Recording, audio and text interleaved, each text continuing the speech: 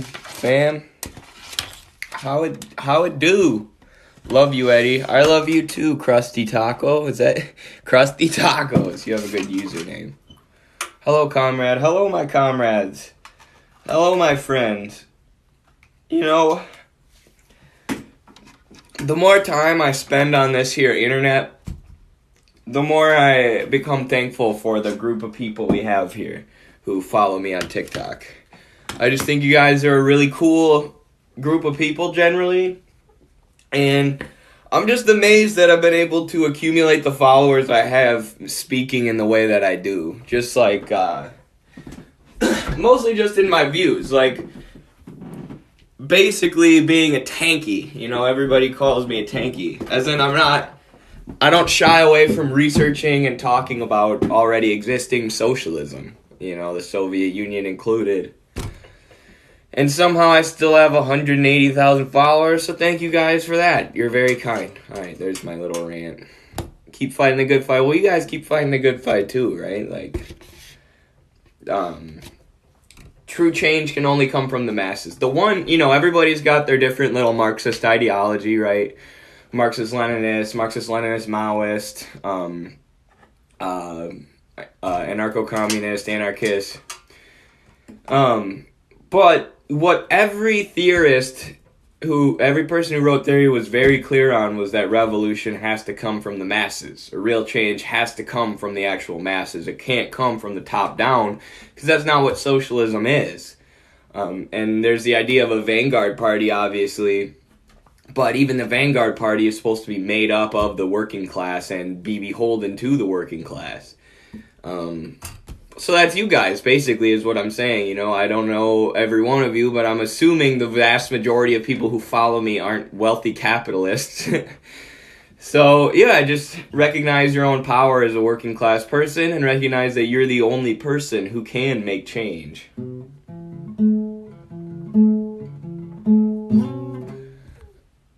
I love you. Thank you. I love you. What are your thoughts on flat Earth? I don't see anyone who benefits from that conspiracy. See, like the moon landing? I can see that one because the U.S. was trying to win the space race against the Soviet Union. The 9/11? I can see that because they've used it as justification for the invasion of Iraq and just to build anti-Muslim sentiment among our populace. The Earth being flat? I don't really see who benefits from that one. You know what I mean? Maybe like Rand McNally, the company who makes the maps. I think that's about it, though. Was Marx right in the 2008 Great Recession about his theory of overproduction? Yes. I mean, Marx predicted recessions before they started happening. I think it's the rate of profit to fall, though. The fact that workers aren't making enough money to buy back what their labor makes, so eventually you have a crash. And in 2008 it was the housing market, in the early 2000s it was the dot-com crisis, and now it's everything shutting down because of the Rona. And we still haven't seen the worst. We're probably still heading into, you know, a worse recession. They've been putting it off by bailing out the large corporations, as they always do. Remember when Buzz Aldrin punched someone? Yeah, I remember that video too, and I always think about it like maybe that guy really was right, the person who told Buzz Aldrin that the moon landing was fake, and then Buzz Aldrin punches him in the face. Maybe the guy was right, maybe it was fake, and that's why Buzz got so salty. Someone asked me if I'm an anarchist. No. I'm a scientific socialist. I just think anarchism isn't realistic. I think it's like, in theory, it's like the best ideology, right? Transition to a stateless, classless society where everyone lives communally. But it doesn't really work like that. You have to seize state power and use it to protect the revolution, in my opinion. Are you atheist? Nah.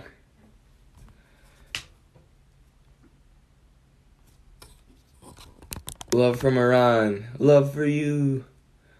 Oh, which Huey P. Newton book should I read first? Well, I haven't read that much Huey P. Chandler is the guy you gotta ask about Huey P. or my website partner, Carlos. But Chandler recommends Revolutionary Suicide. which is where Huey P talks about building socialism with American conditions, because we have a large lumpen proletariat, meaning people who aren't in like the industrial proletariat, or people who are in what we call the gig economy. And that's a huge portion of American workers, and it's important to remember like them and service workers. Like the industrial proletariat is the most important part of a socialist revolution, right? And the agricultural proletariat. So in like China and Russia, it was the peasants, but now just farmers, right? Think about what happens if farmers and people who work on like the railroad and in the energy sector were to withhold their labor. The entire economy would grind to a halt because it's entirely dependent on food and industry. But, I mean, there's also a bunch of service workers. Now, obviously, it doesn't have the same effect if a group of Burger King line cooks go on strike as it does if people who work in the fossil fuel industry go on strike. But it's still important to remember it's a huge sector of the economy, and those are still people whose labor is being alienated, who are making millions and millions of dollars for companies like McDonald's while seeing none of their labor return. So those are generally pretty easy people to radicalize and people that can totally help with the movement. Their labor just doesn't hold the same power as the industrial proletariat who Marx was talking about when he meant working class. So there's two things that I think there. One, keep in mind the lumpen proletariat's important and try and radicalize them. But then two, quit calling Trump supporters cult conservatives and treating them like crap, and looking down on them and being classist towards them because maybe they're uneducated, because what does that look like if the left is just looking down on the industrial proletariat saying, you guys are uneducated?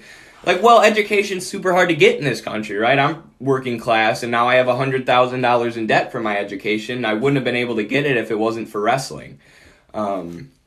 So it's like, don't look down on people for being uneducated, and keep in mind that we have to win over these working class people. Do a video on Simon Bolivar? Oh, I should. My dad right now is reading Bolivar's biography. I read a short little biography written by Hugo Chavez about Bolivar, and a dog got a hold of it. So, in Bolivia and in Latin America, they have Bolivarian socialism, which is like synthesizing the ideas of independence and Gran Colombia, basically, that were laid out by Simon Bolivar, and synthesizing that with Marx, basically. And Bolivar lived before Marx, and Hugo Chavez would say, like, if Bolivar lived 20 years longer, he would have been a Marxist or a communist, right? And that's basically what Bolivarian socialism is. And it's not based on... Like, Che was a Marxist-Leninist, and he wanted to go the guerrilla route, but Bolivarian socialism and the Bolivarian process recently has taken the route of, like, electoral politics and grassroots organizing.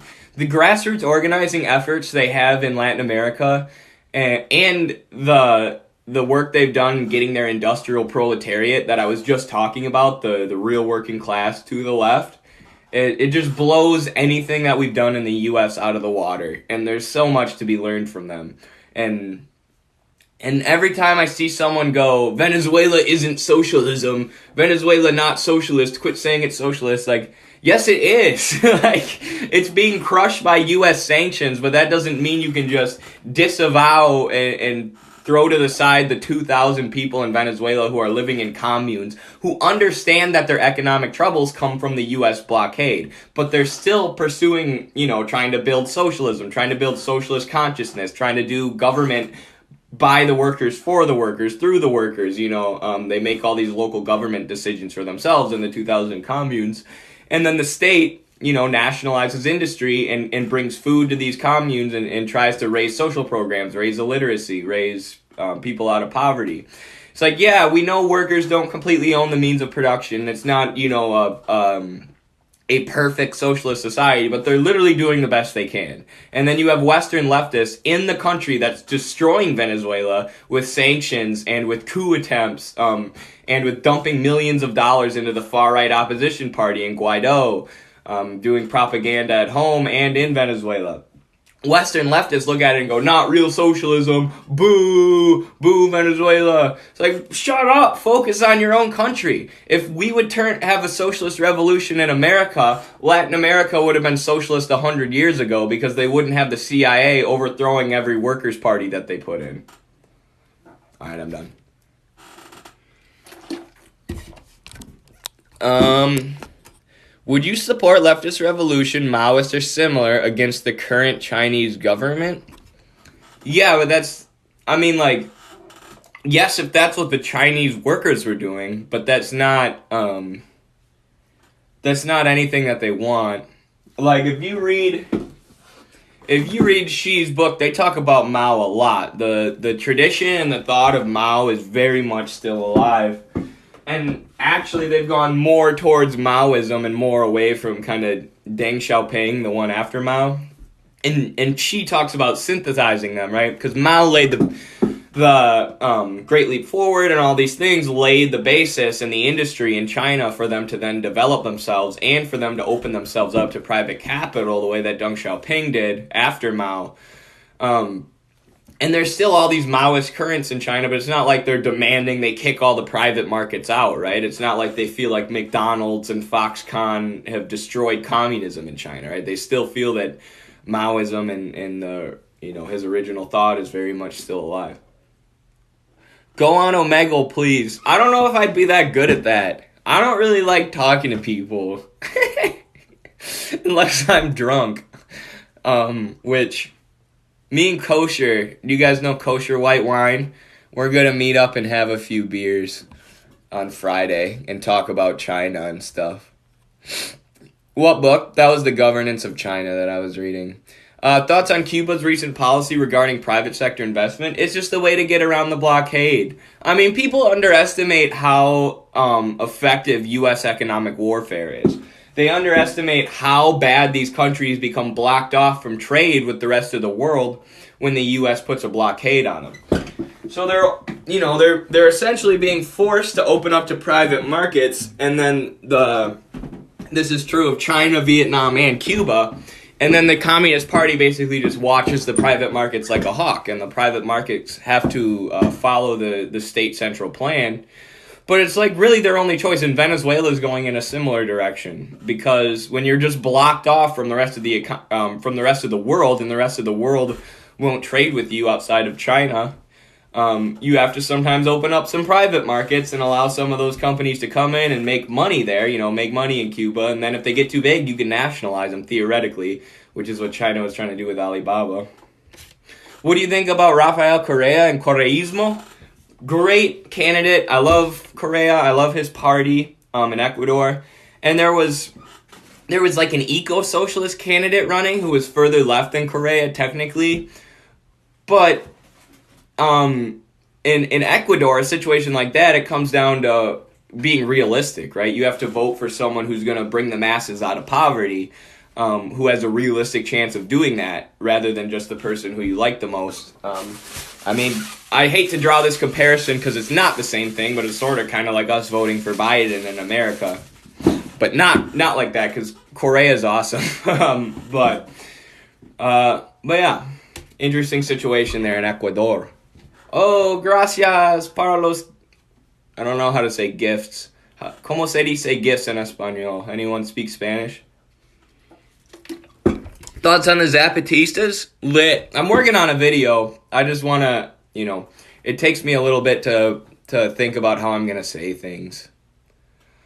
I love the Zapatistas, but I only get 60 seconds to talk about them here, so it takes me a little bit to formulate an actual video. What are your thoughts about Palestine and Israel? It's a settler colonialism, apartheid state. But the thing I always feel the need to bring up about Israel-Palestine is that Zionism and, the most violent forms of Zionism, of massacring Palestinians and kicking them off their land, came after World War II. Zionism like that started growing during the Holocaust, which is like, why do you think Jewish people felt they needed a safe place to go and they were willing to kill in order to get a safe place? It was because they were being killed. They were being slaughtered. So you have fascism, which creates, or helps bolster the most radical elements of Zionism. And then you have the U.S., who in the 60s start dumping millions and millions and millions and millions of dollars into the Israeli military because they see it as a capitalist foothold in the Middle East. So people come up with all these racist or anti-Semitic ideas about what's going on over there. It's like, No, it's just capitalist imperialism. It's just the U.S. looking and saying Netanyahu and Israel are a pro-capitalist government. Let's give them $13 million a day, which is what the U.S. currently gives Israel. And then we'll have a strong foothold in the Middle East, right? And then people look at that and they come up with these anti-Semitic conspiracies. It's like, no, dummy, just follow the money. It's not Jews controlling the world. It's the U.S. giving them $13 million a day to expand capitalist territory. The way you freaking goofballs would understand if you would just read Lenin. Like, there it is. If you would just read this. Capitalism, the highest stage of imperialism. This is the form of capitalism we live under. One where the Western companies push out manufacturing jobs and also extract labor from the global South. And that's why the U.S. does things abroad. That's why they dump $13 million a day into Israel. Okay. Pizza or ice cream? Ice cream. I'm an ice cream fanatic, especially during wrestling season. Like, I cut out ice cream like the month before Nationals, but I pretty much eat a bowl of ice cream every day when I was actually competing, I guess. Now I don't compete in the regular college season or anything. Did someone say, why are unions never mentioned in U.S. politics? I don't know. I've been trying to say... That's like the main purpose of my website. Is like, you guys have to realize union labor and industrial labor, these who are mostly Trump supporters right now, who we call cult conservatives, like that's one of the most important parts of a socialist movement, is having that industrial working class and that unionized labor. And like you said, in Scandinavia, in Germany, this is the reason their workers aren't doing as poorly as us right now. In Germany, their wages were nationalized during the pandemic. So everybody's wages were set at a set level for the entire pandemic. So it's like, you know, in the U.S., they're like, stay home from work. And it's like, okay, but I need to pay my rent. It's like, well, go back to work then. And then we all went back to work and everyone got sick and now 400,000 people are dead. It's like, you can't shut down the economy and then not give people money to buy rent or pay for their rent and food. Oh, it's almost like capitalism isn't set up to handle a pandemic or to help workers at all. But yeah, the reason that other countries handled it better, or a big reason, is because their workers have more power. And most of that's done through unionization. In Germany, IG Metall is like 2.2 million people. So imagine like if 2.2 million Trump supporters in the U.S. in industrial jobs, instead of being Trump supporters, they were all organized and they were demanding shorter work weeks. And they were demanding that wages be nationalized during the pandemic, rather than what were people demanding here in America, that we don't have to wear masks when we go out to the bar. Like, holy crap, we're so bad. But that's the people we got to win over, right? And, you know, there's a certain strategy when you talk to these people. You know, you don't necessarily lead with, they don't necessarily care about climate change, you know. They don't necessarily care about things that don't affect them, really. Free college, right? Something that's really important to me. I have $100,000 in debt, but I recognize my buddy who works concrete, who's never been to college, doesn't care. So if I go to try and radicalize him, I'm going to talk about his job, you know, lowering his number of work hours, getting him health care, getting him better pay, better contract. I'm not going to talk to him about climate change and like gender dysphoria, you know, not that those issues aren't important, but recognize your audience, you know. Thoughts on Erdogan and Turkey? Not a huge fan. Why did the U.S. invade Iraq after 9/11? Because they had the public support. Because after Osama bin Laden, who the United States was heavily funding, organized an attack, we invaded Iraq and overthrew Saddam Hussein, who had nothing to do with the attacks. But, you know, Americans were just scared of anything that sounds Middle Eastern or Arab at the time. So, yeah, it's really sad, but like I feel like it's the most untalked about xenophobia too. Like, people just do not recognize how much this country has been trained to hate Muslim people. It's freaking insane. But yeah, 9/11 was a big part of it. And everyone should go watch Bernie's speech when he's trying to tell Congress not to invade Iraq. It's like he predicts everything. Or go watch the debate with Christopher Hitchens and Michael Parenti on whether we should invade Iraq. Michael Parenti destroys Christopher Hitchens, and I know people like Christopher Hitchens, and I used to like Christopher Hitchens, but when I watched that debate, I was like, oh my gosh. Christopher Hitchens is literally advocating for invading Iraq because, like, they're majority Muslim, and he's an atheist, and he's like, oh, Muslim, everyone there is an extremist. Like, you're a psychopath, homie. I just farted.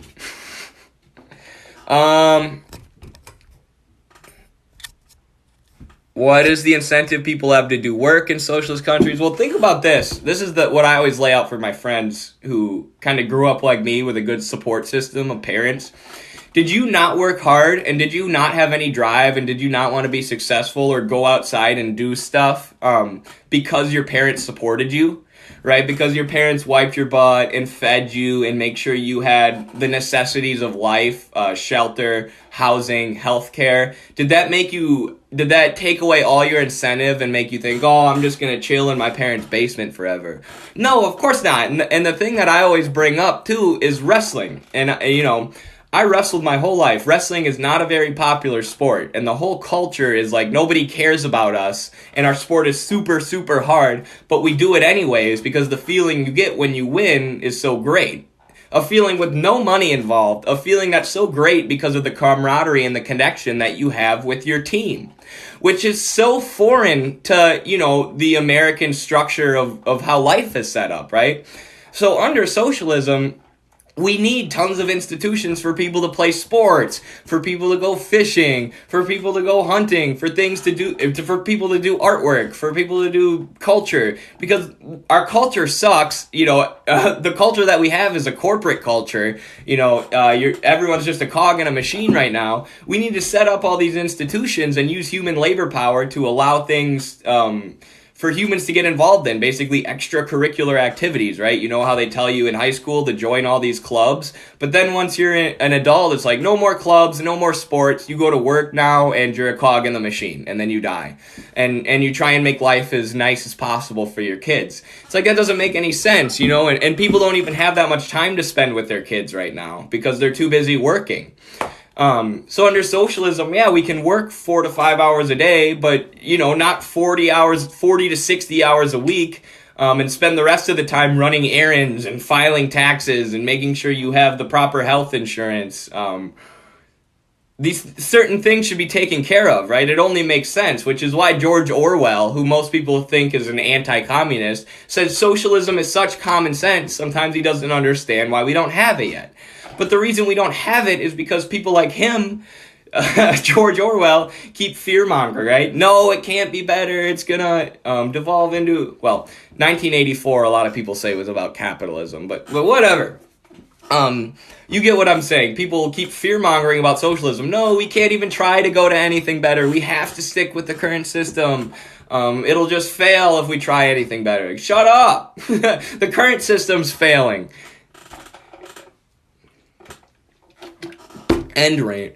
Eddie, talk about materialism. Yes! Matt is back. Matt King Cup in the house. What up, buddy? Yes, materialism.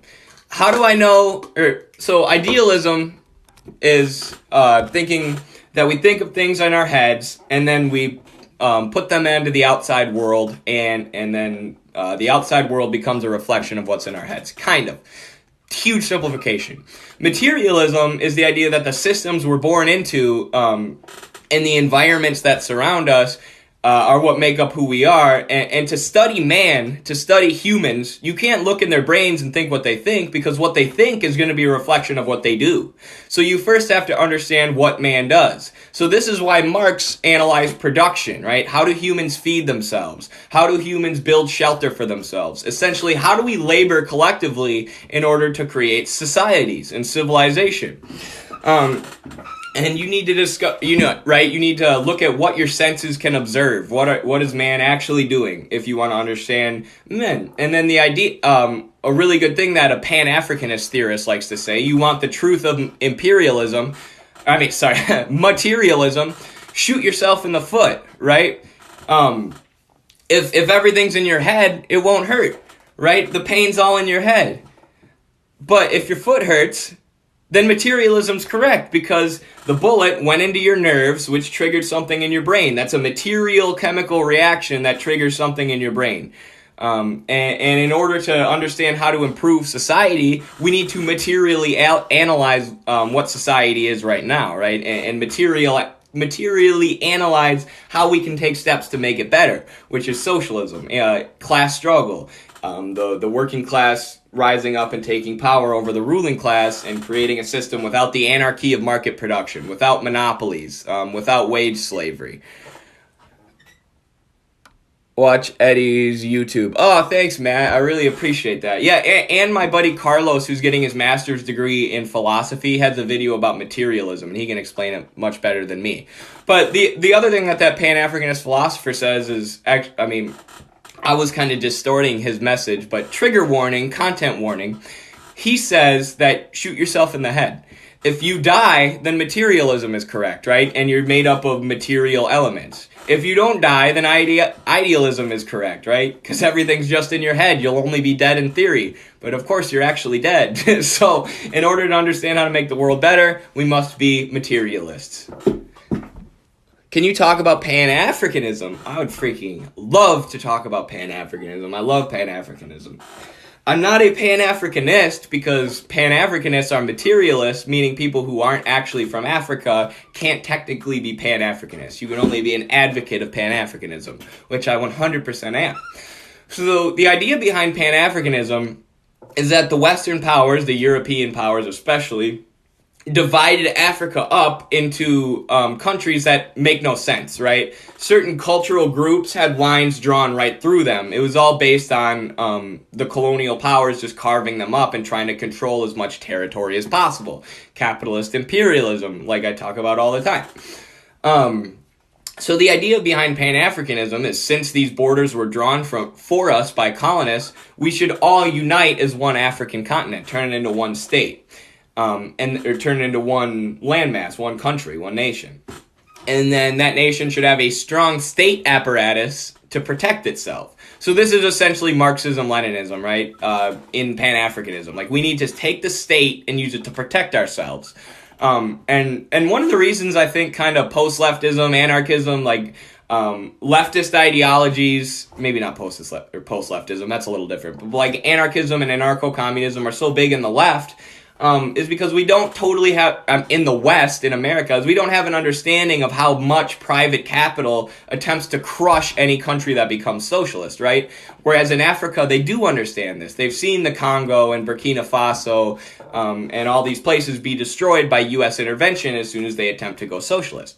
So they say we need a state apparatus to basically protect ourselves from Europe and America. And then economically they want to be socialist, right? Essentially eco-socialist. We want to develop ourselves, but do so in a way that's sustainable with the environment. Gaddafi was Pan-Africanist, and he was looking to make a Pan-African currency so that they could, the U.S. would no longer have the ability to control world markets using the petrodollar, because the dollar is essentially backed by oil. Gaddafi wanted to make an African currency. That would have been devastating for the United States. That would have been a huge step towards Pan-Africanism, and that's why they killed Gaddafi.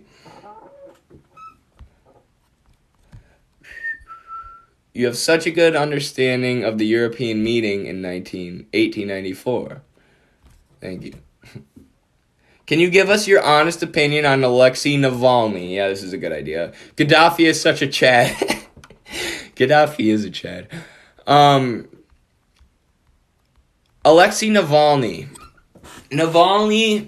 So there are anti-Putin protests going on right now in Russia, right? Because people are upset with low standard of living and corruption. There's tons of corruption going on. But Putin has started nationalizing some of the major industries, right? Some of the natural gas and oil industries, which is a step back towards, the Soviet Union's economic model, where they had nationalized industries who took care of people's basic needs, housing. The average Soviet Union citizen, or the average Soviet citizen, paid 2% of their income to rent and 3% of their income to utilities. In America, it's something like 50. I think I pay like at least 50% of my income to rent. I don't know about you guys. But anyways, they had these nationalized industries. So after the fall of the Soviet Union, after the dissolution of the Soviet Union, all these nationalized industries were sold off to Western capital. And now 75% of Soviet citizens want to go back to the previous economic model because of course they do. Why would you prefer an economic model that doesn't take care of your healthcare, housing, and food if you're a working class person? Right? The new system, capitalism's better for the ruling elites, the people making millions of dollars off the labor of others. But for the mass majority of people, it sucks. Like 78% of Americans, similar statistic, are living paycheck to paycheck, right? The system leaves them out. It's like the 75% of Russians who want to go back to the Soviet Union. They realize capitalism is just set up so that the masses essentially live in misery, while a few people live in just extravagant wealth that would be hard for working people like us to even really understand. Capitalism creates crime. Yes. Here's another example of materialism, right? So people say, people who say every human's just born one way and they're destined to act this way. It's not the environment that creates the person. Well, why do people steal? You don't steal for fun. You don't go rob a bank or a gas station because you want to. You steal because you need money to pay for stuff. Usually for the basic essentials, right? You need money to pay for food or for shelter or to feed your kids or whatever else. So that's one example of how materialism is correct and how the environment shapes the person, right? Think how much less robbery there would be if everybody's basic needs were taken care of. If people didn't feel like they needed to rob in order to put food on the table. Thoughts on market socialism? It's okay, but the market system is... You still need to have any kind of market, there's a lot you have to do to make it not like... Well, for one, sexist, right? Because women have children, right? This is just biologically true. The woman is the one who has children, so they have to take care of that kid. And a market system discriminates against that, right? Because a boss is going to be less likely, or, a company is going to be less likely to hire a woman who's going to have to go be with the baby for however many months, right? Because that's time that she won't be at work. And that's because of the market system, right? Because of competition. So if you're going to have market socialism, you need some kind of apparatus to make sure things like that don't happen, which I don't know. I'm not the biggest advocate of market socialism. I think we should have a market sector for like consumer goods, but still it needs to be highly regulated, right? You can't have a market sector where they're just not letting any women work because all the women are supposed to go be with the kids, right? That's not the kind of socialism we want.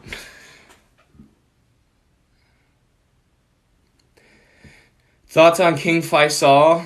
Not a fan. Thoughts on Pan-Arabism? It's lit, but didn't Gaddafi get fed up with Pan-Arabism and become a Pan-Africanist because it wasn't working?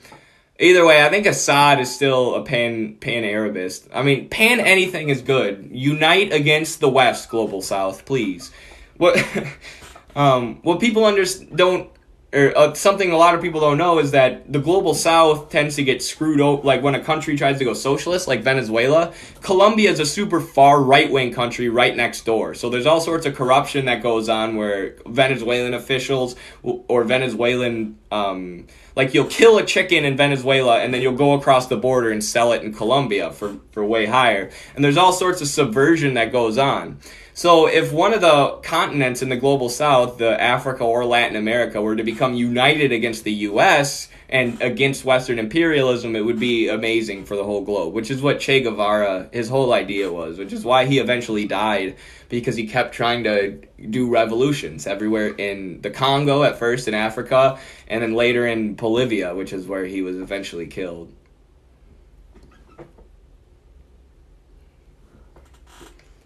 Do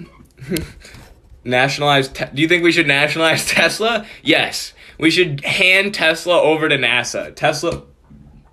All the executives and the capitalists at Tesla who aren't actually involved in production should be fired, and then NASA should take over Tesla. Because I know people who work at NASA, and it's freaking awesome. And it's a perfect example of why public is better than private. NASA is better than SpaceX. Thoughts on the Uyghur awareness live stream that creators like Cowboy Connor and Victoria Hammett did? I've done 3 videos on it already. I mean, I wanted to get on, but I had to work, which is, thankfully, I don't have to work today for once, which is why I'm live streaming with y'all, and hopefully I'll have enough time to make another YouTube video or 2 today. I'll try and do 2. But, I mean, you can tell I also made a video saying you have to be an anti-imperialist if you're on the left, right? You can't say you're on the left and then be...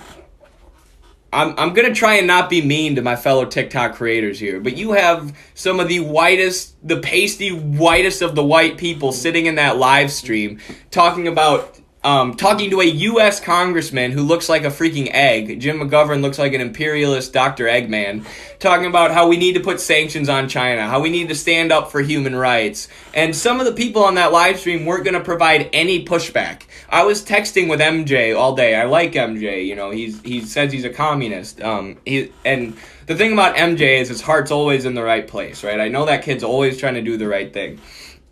And I'm texting him all day like, you need to provide pushback. I don't know if me and a bunch of other creators hadn't made a stink on Twitter and I had texted MJ all day, I don't know if they would have provided any pushback to that McGovern guy. Because, like, no offense to Victoria and whoever that one white kid were, they were just kissing the congressman's butt. You know, they provided no pushback. There was one point where Victoria asks him what the sanctions will be specifically, and the guy says, we're going to ban all imports from Xinjiang, which would obviously hurt the 25 million people who live in Xinjiang, China, the 25 million workers. And they provide no pushback on that. She's like, oh, I think that's a good answer. Like, what are you talking about? It's so frustrating to watch people in America advocate for our imperialist government putting sanctions on a foreign country, a country who's in the global south. Yes, China's in the global south. Just because they brought their people out of poverty, we say they're not in the global south anymore, but they are. You have people who call themselves on the left in America advocating for imperialist action against a global south country. Like, holy crap, we're so far behind. And like, I'm not the big read theory type, but if you're going to interview a U.S. congressman who's going to say we need to take imperialist action against China, at least research what's going on a little bit. I mean, they did, but not in a way to provide pushback, right? We know there's all this misinformation going on surrounding the camps, and we know the U.S. government always says, human rights, human rights, human rights, and then they use that to put sanctions on countries and invade countries. So then you have this congressman sitting right in front of you going, human rights, human rights, human rights, we gotta invade China right now. He said it's not about who we are as a nation, but who we are as a people. Who we are as a people? How about you govern the people who live in America, bro? That's where you were elected. You weren't elected to govern China. Why do you think you have the authority to go intervene in China?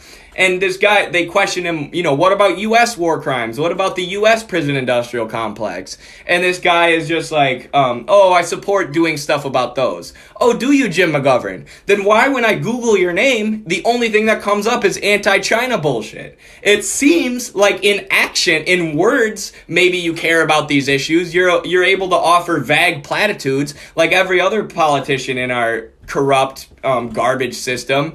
But then when I look up what you're actually doing, all it is a bill to destabilize China. Huh! Would you look at that? It almost seems like you're a fucking imperialist. I'm sorry, I try not to swear, but that whole thing made me a little upset. But, yeah, it is what it is. MJ is still the man. And so is Connor. I like those two, and I still think they'll be further left in a few years, but yeah, that stream was not it. It was not it.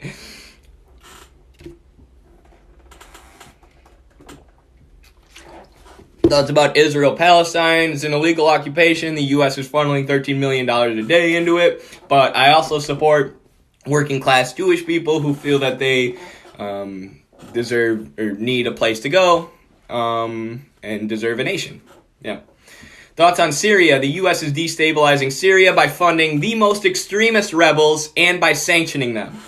This is the exact playbook they want to do with China, right? Blanket sanctions, strangle their economy, and then, you know, the Uyghurs are mostly people. It's an ethnic group, But there are Uyghur nationalists, right? There are extremist elements of the Uyghur people. And the U.S. would love to sanction the region and then fund and funnel money into the most extremist elements of the Uyghurs who, there have been multiple terrorist attacks in Xinjiang, which is what led to the re-education camps and Xinjiang becoming basically a full surveillance state in the first place. And the U.S. would love to continue, see more terrorism, plus strangle out the region with economic sanctions, and then you have liberals in America cheerleading it, And it's sad, but it just shows how good the propaganda machine is, right? That they can trick people who think they're really educated in politics into supporting what's clearly an imperialist action to try and destabilize one of the U.S.'s main economic enemies. Thoughts on nationalizing Amazon? Do it. Jeff Bezos, go, shoot. Amazon should be one of those things that's turned into a worker-owned co-op. The people running back and forth to get packages to where they need to be and peeing in bottles so that they can hit their quotas on time, those are the people who should run Amazon. Not Jeff Bezos, a whole crusty ass, a little egghead looking ass. Why do you think Trump hates China so much? So China's been growing as an economic superpower, right? Ever since they opened their country up to foreign capital, there have been U.S. companies making money in China, which is why you see so many companies lobbying against the sanctions bill in China, right? Because they've been allowed to make money there, private companies. But China has now done the One Belt or the Belt Road Initiative. So they're doing development deals with all these countries who have been held under the boot of U.S. imperialism, the World Bank, and the IMF for years. And China's saying, hey, come take out loans with us. Come take out loans with our giant, or not even loans, but come develop yourselves using China's steel, which is a state-run steel industry, and using China's banks, which are all owned by the Chinese Communist Party. Which is how China's gotten all this money, and they've raised 1.4 billion people out of poverty, yes. And then during Trump's presidency, China signed the largest trade deal in history, and the U.S. was not included in it. So that's the first time ever that a giant economic deal has been signed, first time in modern history, and the U.S. has been left out because economic power is shifting into the East. The U.S. empire is slowly but surely crumbling, and China is taking our place as the world superpower, and the U.S. is panicking. Our neocons and our neoliberals are panicking.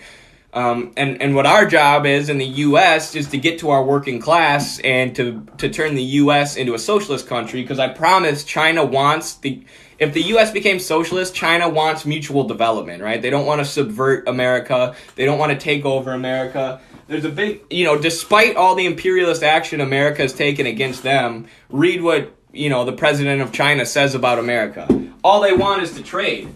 They want to trade and have mutual development. They don't even want us to be socialists, right? They'd be cool with trading as long as we were willing to do it and not put sanctions on them and not threaten to invade them and not tell everybody over and over again in the mainstream media. I just did a YouTube video about this recently. Check it out on youtube.com/MidwesternMarks. Tell our whole population that China invented the coronavirus in a lab. Like, the U.S. are the bad guys here, is basically what I'm getting at. Austro Reasoning says, Eddie, you're a good leftist. Thank you. I guess you're a good Austrian. I didn't know they existed, but I give the award to you.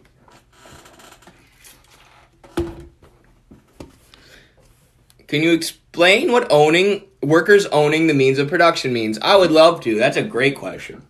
The means of production are the tools and the raw materials which are used in production.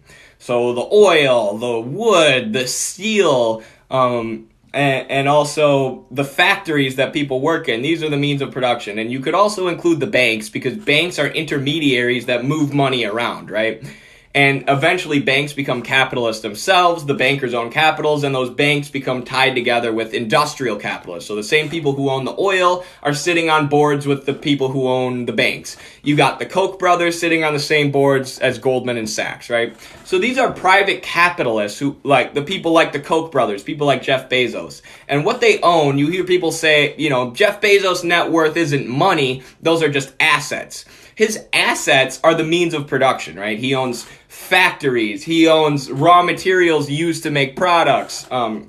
He owns everything involved in production. That is the means of production. And because of his ownership of this, he, one, decides how production is carried out. So how is he going to be able to make the most profit within the market system? And two, he basically has all the power over his labor, over his workers, right? Anyone who signed a contract to work for him.